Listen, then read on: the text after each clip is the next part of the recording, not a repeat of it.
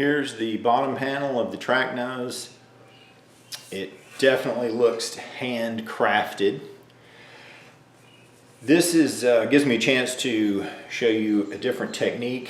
With the last panel I made, the top panel, I didn't change the panel at all as I was wheeling it. I just changed out the lower wheels. I was careful to use one that would not bind up for being too flat.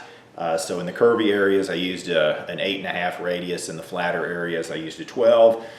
In this panel, that could be limiting just because it has a little bit more curvature to it, like especially on those along the edges there. Now I can certainly wheel across that like this with a little bit wider wheel, and that would be fine. But another concept or way of working that's very liberating is when you get comfortable with knowing when you're changing the thickness of the metal versus not changing the thickness of the metal.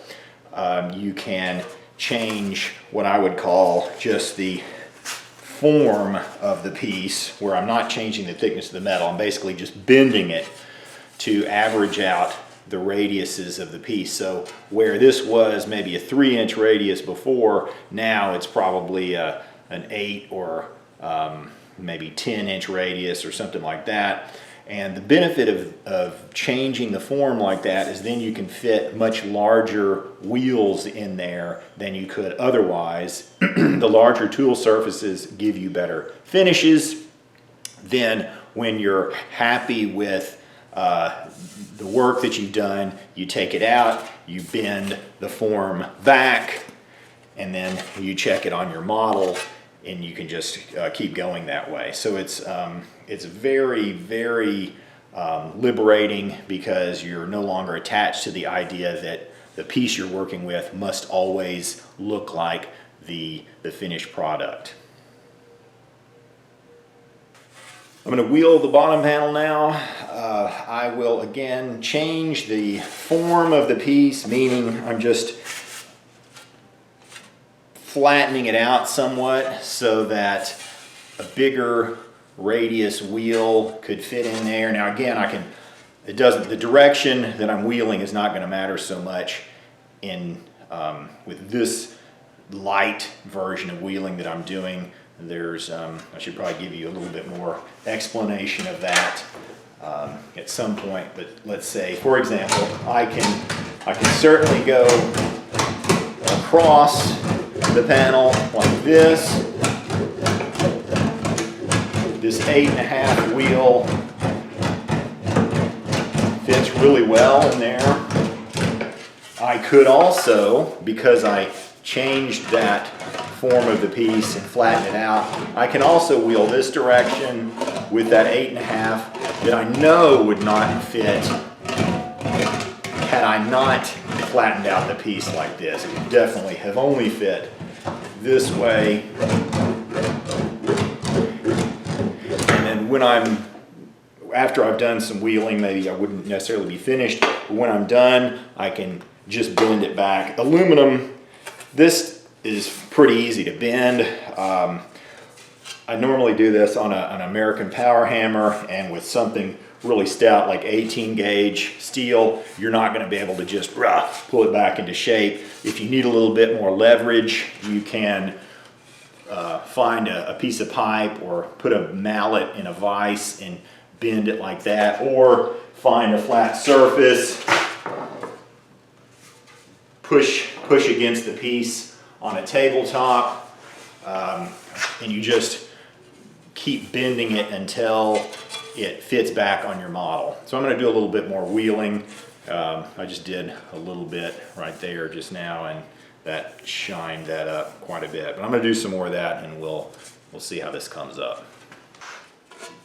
Here's the bottom panel after about 30 minutes of wheeling to try to improve that surface. It is definitely getting better. I can still see some marks like from my shrinking, and of course from my ball peen hammer, which I don't regret because it was great fun.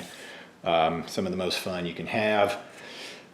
Don't be surprised if when you start wheeling, even if you're just trying to finish the surface, of course you are squeezing just a little bit.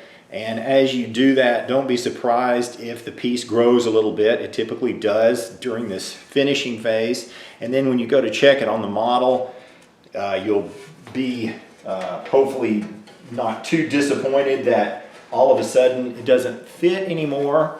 This makes perfect sense because whichever direction you've decided to wheel in, you're typically just by nature not necessarily gonna wheel the edges as much as the inside. And so as you're gaining just a little bit more shape in the middle, by comparison, your edges have been left behind. They're going to end up a little bit short and tight, and that's what we're noticing right now. When I put this on here and those edges are tight, that's telling me that my middle, this whole inside part has grown just a little bit, but I've left the edges alone, and so I need to stretch. I'm just going to wheel along these edges a little bit. That'll make them a little bit more floppy, and then hopefully the panel will fit.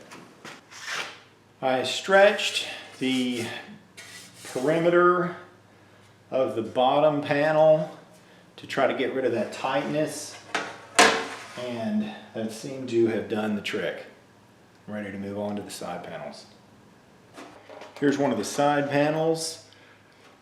Along the top edge, after I removed all the rivets, I just trimmed off the extra metal. I plan on doing a butt joint right here, and so I have left some extra that can be trimmed.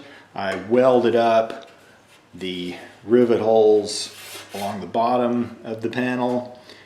I smashed the joggle that I had put in the panel last time because I don't want it to be in the way of my wheeling efforts.